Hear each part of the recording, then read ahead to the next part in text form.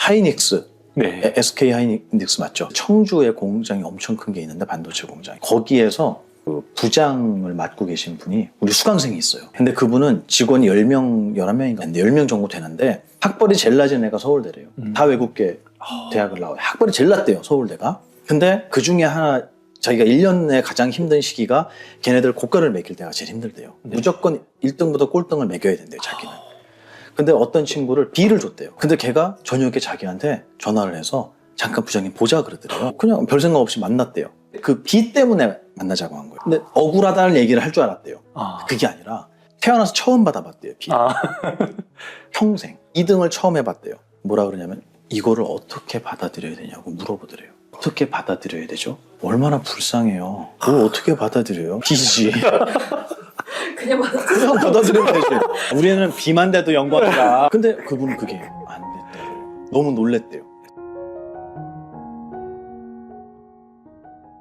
험담 비난이 결국 내 기억을 더럽힌다 비유를 하셨습니다. 남에게 욕을 하면 그 욕은 내가 가장 먼저 듣죠. 내 밥그릇에 오줌을 싼 것과 같다, 이런 강한 비유도 있는데요. 왜 사람들은 뒷담화를 중독처럼 하게 되는지. 험담이 결국은 사람과의 관계를 망친다. 관계를 망치잖아요. 그건 확실하죠. 근데 관계를 만들고 싶어서 하는 거예요. 어떻게 보면 아주 원시적인 화합의 방법이에요. 결속의 방법이 네. 뒷담화예요.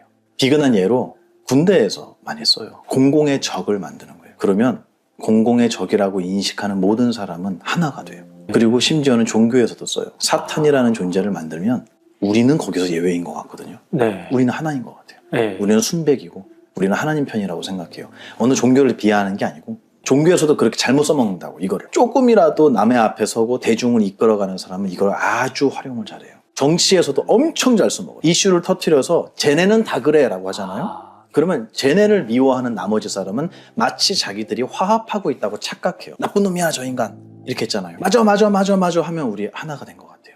관계를 망치려고 하는 게 아니라 관계를 만들고 싶어서 해요. 그래서 뒷담화를 많이 하는 사람일수록 자존감이 낮아요. 혼자서 못 살아요.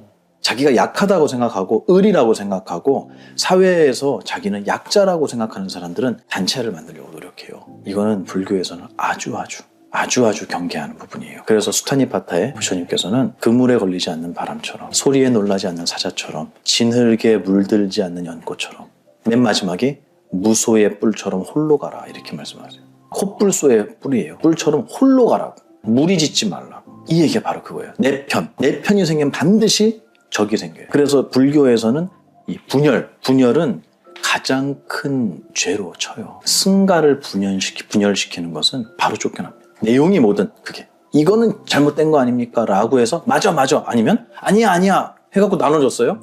그 얘기하는 사람은 쫓겨나는 거예요. 왜냐하면 편을 나누지 않고도 해결할 수 있거든요. 근데 편을 나누려는 사람들은 자기 혼자서 서 있지 못하는 사람일 수 있어요. 제가 모두 그렇다는 얘기를 하는 게 아니라 그럴 수 있다고요. 내가 만약에 누군가의 뒷담화를 많이 한다라고 한다면 누군가의 칭찬을 하는 것보다 뒷담화가 재미있고 편하다는 것은 동조하는 사람을 기대하고 있는 거 아닌가라는 생각을 한번 해봐야 돼요. 집에서 혼자 거울 보면서 녹음기 켜고 뒷담화하는 사람은 없어요. 뒷담화의 장은 카페잖아요.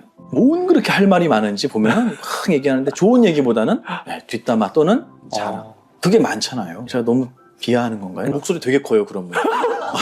왜냐하면 자기가 신이 나서 자기를 못 보는 거예요. 옆 테이블에 앉아 있는데 그분의 이제 가정사가 다 이해가 되면서 가계도가 그려지는 이런 상황이 생겨요. 시어머니 욕하고 남편 욕하고 누구 욕하고 연예인 욕하고 그러면서 자기 즐거워하는 거예요. 그리고 거기에 동조를 안 한다고 생각해봐요. 제가 팀장님을 만나갖고 대표님 욕을 했는데 내가 동조를 안 해. 그럼 그 얘기 하실 거예요, 안 하실 거예요? 다음부터는 안 할 거예요. 그거 봐요. 근데 그게 가능하다는 얘기는 뒷담화가 가능하다는 거는 동의하는 사람들이 있다는. 그리고 맞지 걔 그렇지.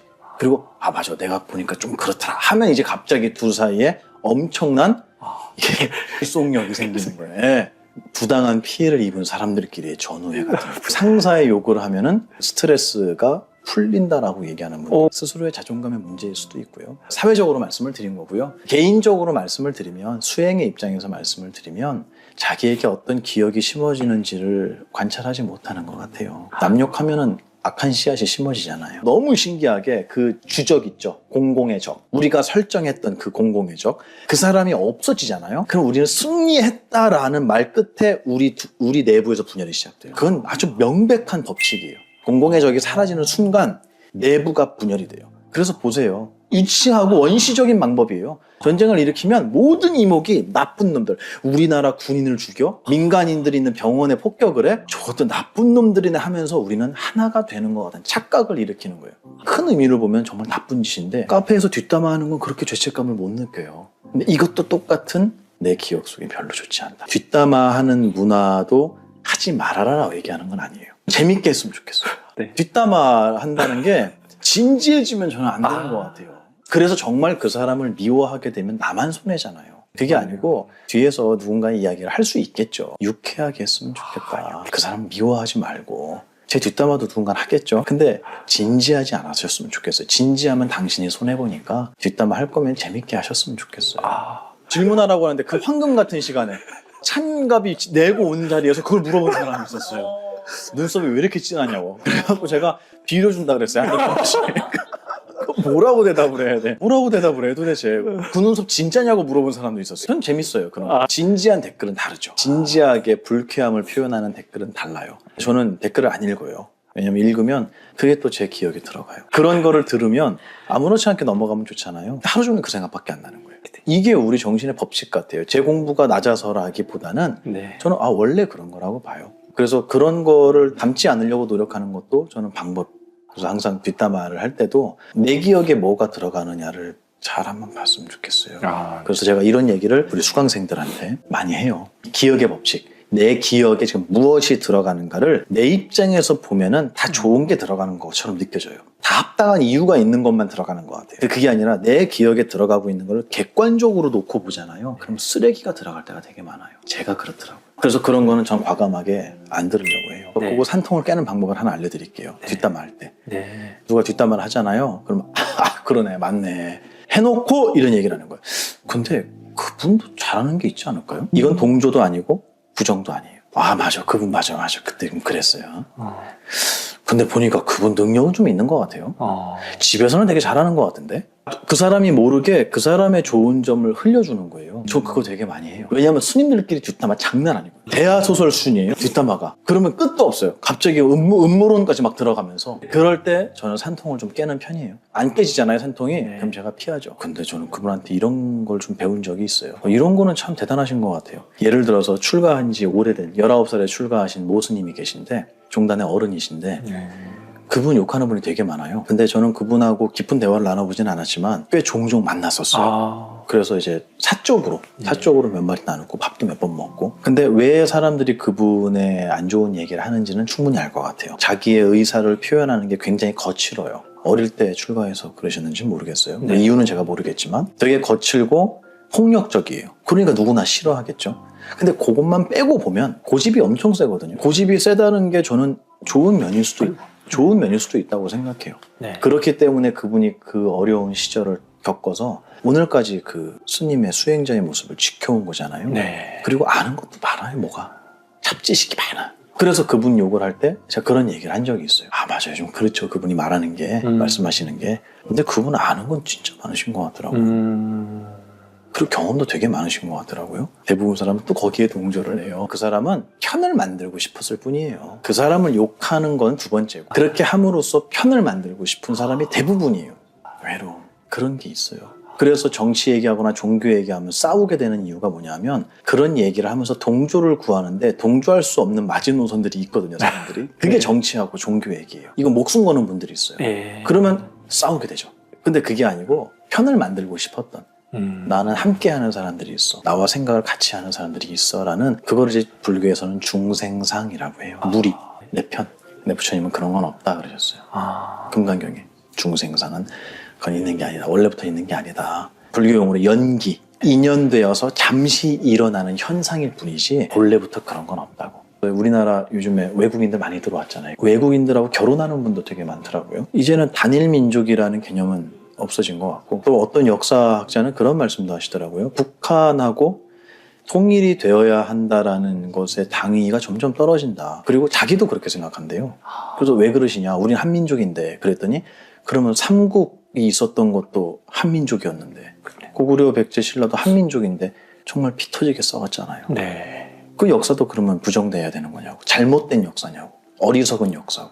그러면 안 되는 거였냐고. 한민족이니까 같이 살아야 된다라는 당위에는 난 동의하지 못한다. 예. 이렇게 말씀하시는데 저는 이제는 뭐가 한민족인지도 모르겠어요. 이제는 혼혈도 많아지고. 그렇게 보면 대한민국이라는 한민족이라는 것의 정의는 무엇인가. 이것도 사실은 원래 없었던 거예요. 근데 우리가 관념적으로 만들어 놓은 거, 약속한 거죠. 그것처럼 우리 편은 있냐는.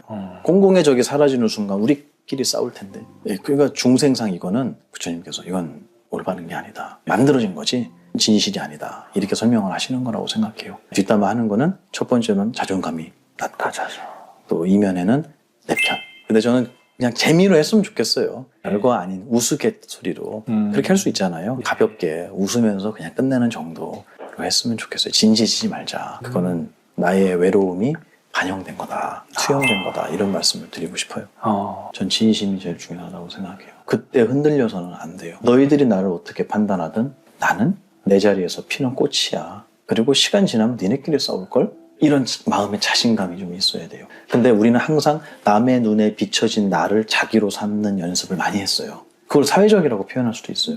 근데 지나치게 사회적인 훈련을 많이 하다 보니까 진짜 나는 없어지고 남들의 눈에 비친 나만이 나에게 남아있는 거예요. 그러니까 평가에 의한 나죠. 그걸 자기로 삼는 연습을 한 거예요. 하이닉스, 네. SK 하이닉스 맞죠? 청주에 공장이 엄청 큰 게 있는데 반도체 공장. 거기에서 그 부장을 맡고 계신 분이 우리 수강생이 있어요. 근데 그분은 직원이 10명, 11명인가 했는데 10명 정도 되는데 학벌이 제일 낮은 애가 서울대래요. 다 외국계 대학을 나와요. 학벌이 제일 낮대요, 서울대가. 근데 그 중에 하나 자기가 1년에 가장 힘든 시기가 걔네들 고가를 매길 때가 제일 힘들대요. 무조건 1등부터 꼴등을 매겨야 된대요, 자기는. 근데 어떤 친구를 B를 줬대요. 근데 걔가 저녁에 자기한테 전화를 해서 잠깐 부장님 보자 그러더래요. 그냥 별 생각 없이 만났대요. 그 B 때문에 만나자고 한 거예요. 근데 억울하다는 얘기를 할 줄 알았대요. 그게 아니라 태어나서 처음 받아봤대요, B. 평생 2등을 처음 해봤대요. 뭐라 그러냐면 이거를 어떻게 받아들여야 되냐고 물어보더래요. 어떻게 받아들여야 되죠? 얼마나 불쌍해요. 뭘 어떻게 받아들여요? B지. 그냥 그냥 받아들이면 되지. 우리는 B만 돼도 영광이다. 근데 그분은 그게 안 됐다고요. 너무 놀랬대요. 스님 세상이 이렇습니다. B 받을 수도 있잖아요. 근데 네. 그거를 자기로 삼은 거예요. A를. 자기는 A였던 거예요, 평생. 네. 그러니까 B를 받으니까 어떻게 이걸 이해해야 되느냐고. 내가 뭘 잘못했죠? 뭘 잘못했겠지. 그게 뭘 중요해요? 다음번에 잘하면 되지. B는 사원이 아닌가요? 사원이잖아요. B도 있고 C도 있는데 네. 뭐 그게 그렇게 큰 일이겠냐고 우리는 얘기할 수 있지만 그 사람은 그게 아니었던 거예요. 그러니까 사회적인 평가, 다른 눈에 비친 나라는 것을 자기로 삼는 연습을 너무 오래 해왔기 때문에 그런 얘기 들으면 되게 많이 꽂혀요, 여기 가슴에. 근데 전혀 신경 쓰지 마세요. 그게 실제적으로 나의 부족함을 지적하는 내용이면 귀담아 들어야 돼요. 근데 그게 아니라 야 누가 너 이런 얘기 하던데? 이거는 전혀 신경 쓸 부분이 아니고 저에 대해서 얼마나 많은 얘기가 들어오겠어요. 이렇게 얘기할게요. 우리 보살님을 비난하는 사람은 질투하는 사람이라고 생각하세요. 전 그 생각 되게 많이 해요. 왜냐하면 그 사람이 가볍고 하찮은 사람이면 뒷담화 안 해요. 무시할 수 없는 사람이기 때문에 험담을 하는 거예요.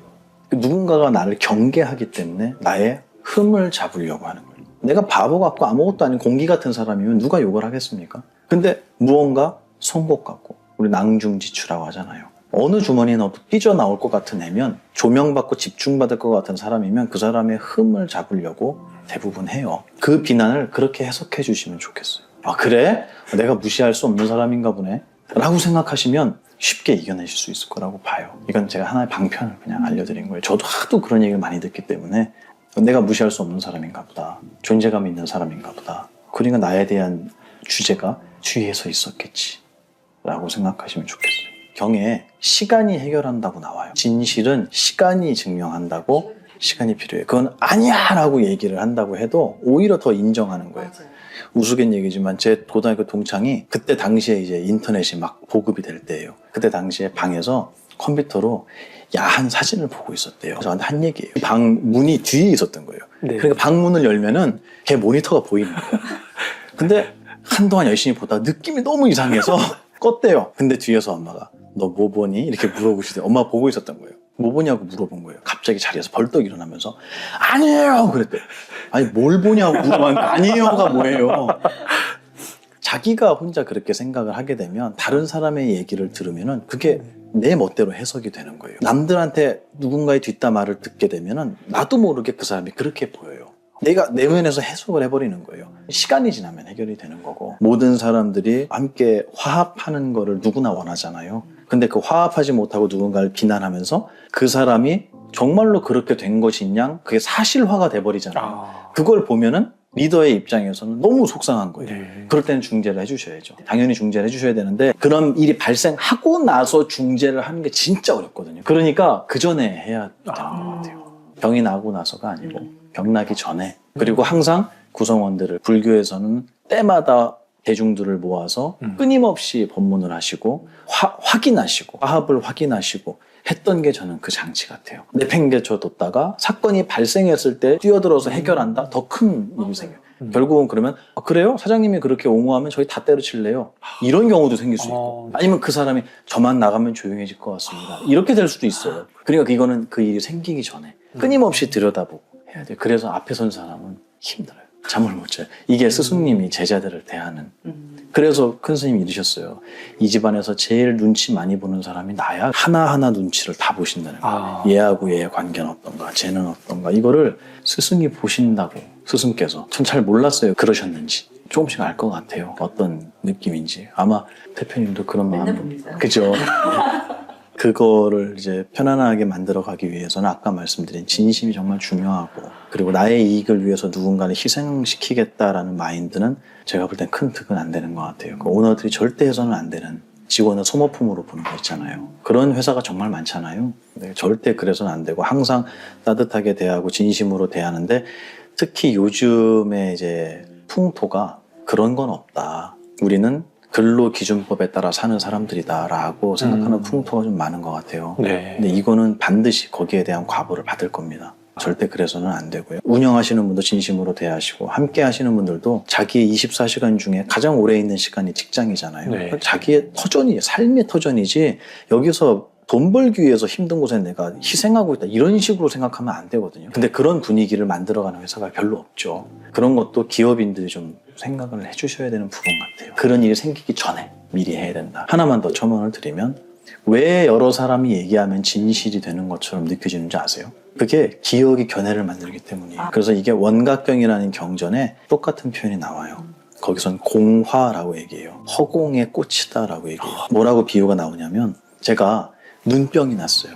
그래서 이렇게 보니까 저쪽에 눈병 때문에 이렇게 뭔가 뻘건 이렇게 뭉게뭉게한 뭔가 이렇게 보여요. 눈이 병이 났으니까. 저게 뭐지? 라고 하고 있었어요. 그래서 제가 팀장님한테 팀장님 저거 보여요? 그러면은 보여야 돼요? 안 보여야 돼요? 내가 눈병 걸려서 보인 거니까 안 보여야 되잖아요. 저거 뭐예요? 그럼 난 안 보이는데? 라고 대답을 해야 되는데 그 사람도 보인다고 하는 거예요. 왜 그런가 봤더니 같은 병에 걸렸어요. 그러면 이 방에 있는 모두가 같은 눈병에 걸렸으면은 저 허공의 꽃은 객관적인 존재냐 아니냐라고 물어보시는 거예요. 대부분 존재예요. 그거예요. 네. 많은 사람이 그렇다고 하면은 그게 사실이 돼버려요. 법칙이에요. 그때는 각자가 내 눈에 병이 있는 게 아닌가라는 생각을 해야 되는데 과연 그걸 누가 그 얘기를 해줄 수 있냐고 그 사람들에게. 그게 눈 밝은 스승이잖아요.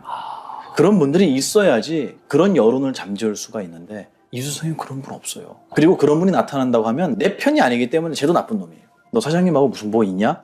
그렇게 되는 거예요. 밀어내요. 이런 문화에 우리 익숙해져 있는 거예요. 공화. 모두가 그렇다고 하면은 나에게도 그렇게 보이기 시작하는 거예요. 근데 실제로는 그런 건 없어요. 모두 병에 걸려 있다. 이렇게 표현을 하는 거예요. 대단한 비유죠. 비트코인이 그거잖아요. 비트코인에 아무도 투자를 안 하면 없는 거예요. 없는 거죠. 근데 많은 사람들이 모여서 가치가 있다라고 모두가 동의를 해버리니까 정말 그것이 물질처럼 가치 있는 무언가가 됐잖아요. 그러면 그것이 비트코인이라는 것에 실체가 있느냐? 없다. 그건 누구나 인정할 수 있어요. 여기는. 불교는 묻는 거예요. 우리가 현실이라고 하는 여기는. 나아가서 이 컵은 결국 실체는 없다. 보는 놈한테만 있는 거 아닐까? 라는 의심을 하게 되는 거예요. 이게 현대에서 양자 물리학의 배경이잖아요. 그걸 2600년 전에 이미 하신 거예요. 내가 눈에 병이 나면 내 감각이 문제가 생겨서 남들에게는 안 보이는 게 보이지만 남들도 병이 나서 그게 보인다면 그건 객관적인 실체가 되는 거예요. 그 순간부터. 있는 게 되는 거예요. 존재가 되는 거예요. 그럼 이런 거는 뭐지? 이 질문을 이제 했던 거예요. 당시의 수행자들이. 결론은 뭐냐면 맞다. 이것도 환상이다. 나에게만 느껴지는 것이다. 그러면 옆 사람, 저 사람도 그렇게 보이는데요? 같은 병에 걸려. 같은 병이 불교에서는 같은 수준의 감각을 가졌다라고 표현이 돼요. 박쥐들은 초음파가 느껴지잖아요. 네. 그럼 걔네한테는 초음파 있는 거예요. 우리한테는 안 느껴지잖아요. 그것처럼 우리가 이렇게 세상이 보이고 물질이 보이고 하는 것은 우리의 감각이 비슷하기 때문에 마치 객관적인 존재가 있는 것처럼 오해하게 되었다. 사실은 여기는 아무것도 있는 것이 없다. 공한 것이다. 여기는 비어있는 것이다. 네. 라고 이제 표현이 되는 거죠. 이게 이제 불교에서 얘기하는 물질이라는 거를 분석해가는 과정이에요. 전제가 나의 감각. 볼 때만 있다가 1번이에요. 물리학에서는 그게 아니었잖아요. 객관적인 물질이 존재한다라는 기반 위에서 물리학은 올라갔는데 이제는 거기에 관찰자라는 개념이 안 들어갈 수가 없는 상황이 된 거예요. 근데 이 관찰자는 불교에서는 1번 전제였어요. 볼 때만 있다. 신기하죠. 네. 그러니까 관찰자, 볼 때만 있다로 시작하는 물리학은 어떨까? 전혀 다른 얘기예요. 네. 많은 사람들이 있다. 저 사람 뭔가 있다. 잘못된 사람이다. 라고 얘기하는 여론. 그게 만들어지기 전에 많은 대화와 또 이런 얘기를 좀 많이 해주셔야 돼요. 네. 그래서 이런 원리를 저는 오너들이 좀 알았으면 좋겠어요. 그래서 설명해 주는 거예요. 기회가 있을 때마다. 우리가 여론을 만들어가는 거는 각자의 생각이라고 착각할 수 있지만 그거는 여러 사람이 동의했을 때는 사실이 돼버린다. 그러니까 우리는 여론을 만드는 거에 대해서 굉장히 신중해야 한다. 그리고 누가 무슨 말을 하더라도 내가 겪어본 그 사람에 대한 거는 믿을 수 있겠지만 누가 이렇다더라라는 얘기는 우리는 흘려보내야 되지 않겠느냐. 그런 거에 부안해동되지 않도록 오너의 경영 철학이 좀 서 있어야겠죠. 이런 거는 그런 분들한테는 크게 적용이 되는 얘기라고 봐요.